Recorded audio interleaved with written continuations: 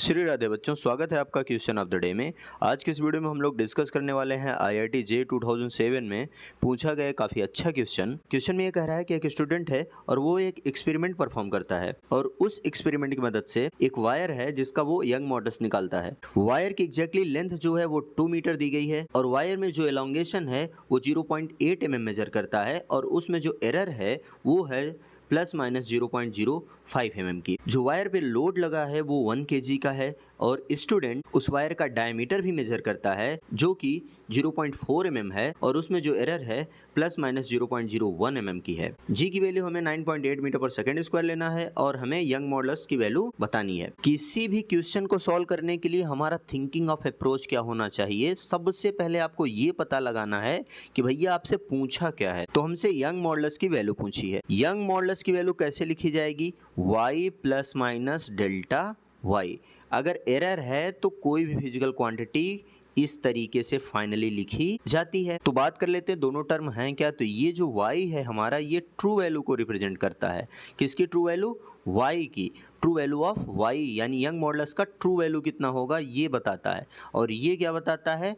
Error in y, maximum possible error in y। अब हमको y निकालना है और डेल्टा y निकालना है और यहीं पे रख देना है, हमारा आंसर आ जाएगा। तो y का सिंपल सा फॉर्मूला होता है force into length divided by area into elongation. यहाँ पे एरिया से रिलेटेड कोई भी इंफॉर्मेशन हमें नहीं दी गई है तो हम क्या करें, एरिया को चेंज कर दो। देखिए ध्यान से, तो डायमीटर भी मेजर किया है, डायमीटर से रिलेटेड हमको इंफॉर्मेशन दी गई है। ये वायर का क्रॉस सेक्शनल एरिया होता है तो डायमीटर से हम क्या एरिया कैलकुलेट कर सकते हैं? हाँ बिल्कुल कर सकते हैं। तो F into L divided by, इसकी जगह पे हम क्या कर सकते हैं, पाई/4 और d स्क्वायर इंटू एल। तो ये हमारा फॉर्मूला बन गया। F पता है क्या? हाँ 1 kg दिया है, जी से मल्टीप्लाई कर देंगे तो F आ जाएगा। L पता है क्या? हाँ 2 मीटर दिया है भाई, L भी रख देंगे। डायमीटर पता है क्या? हाँ डायमीटर भी पता है, 0.4 mm मेजर किया है। एलोंगेशन भी पता है क्या? हाँ 0.8 mm मेजर किया है। तो सारी वैल्यूज यहाँ रख देंगे तो हमारा आंसर आ जाएगा y का। हाँ भाई बिल्कुल आ जाएगा, आप सारी वैल्यूज रख दीजिए, आपका y का आंसर आ जाएगा। लेकिन अगर मैं आपसे कहूँ कि इस क्वेश्चन को सॉल्व करने के लिए आपको y निकालने की जरूरत ही नहीं है, तो आप कहेंगे क्यों नहीं है? तो ध्यान से ऑप्शन देखो बेटा, सारे ऑप्शन में जो पहला टर्म है 2 दिया है। कितना दिया है? 2 दिया है। इसका मतलब ये है कि y की वैल्यू हमारी जो आएगी तो वो 2 ही आएगी। ठीक, यानी ये वाली वैल्यू तो 2 आएगी, जो उसकी ट्रू वैल्यू है 2 इंटू 10⁻11 न्यूटन पर मीटर स्क्वायर आएगी। तो ये हमको कैलकुलेट करने की आवश्यकता ही नहीं है। अगर आप फिर भी प्रचंड विद्वान, महान ज्ञानी, महान ज्ञाता और आपके पास बहुत ज़्यादा समय है तो आप बिल्कुल सारी वैल्यूज उठा के यहाँ पे रख दीजिए। F की वैल्यू mg हो जाएगी, मास दिया है, g दिया है, l दिया है, d दिया है और स्मॉल l एलोंगेशन भी दिया है। सारी वैल्यूज उठा के आप यहाँ रख दीजिए, आपको आंसर यही मिलेगा। क्या मिलेगा? 2 इंटू 10⁻11 न्यूटन पर मीटर स्क्वायर। तो भैया हम तो देखो यहाँ कैलकुलेट करने वाले नहीं हैं, हम थोड़ा लगाएंगे बुद्धि। अब हमको सिर्फ और सिर्फ क्या चाहिए?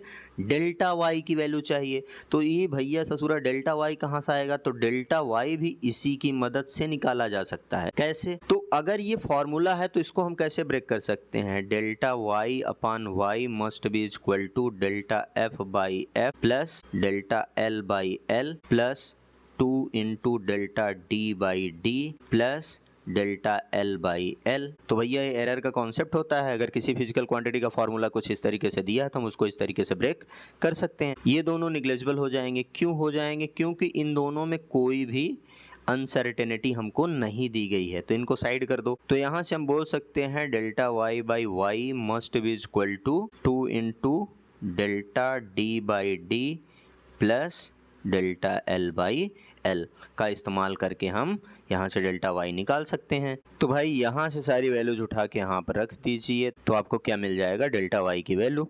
तो 2 इंटू डेल्टा डी कितना है हमारा?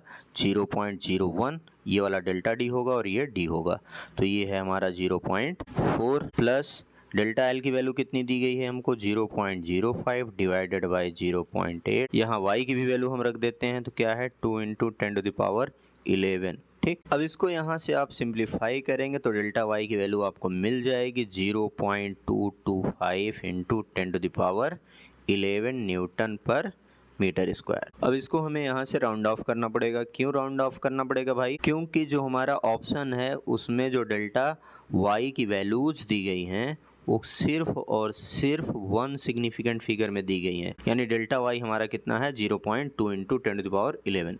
तो ध्यान से देखो, 2 तो सब में है। अब ऐसा कौन सा ऑप्शन है जिसमें प्लस माइनस के बाद 0.2 है? तो आपका ऑप्शन कौन सा करेक्ट है? बी।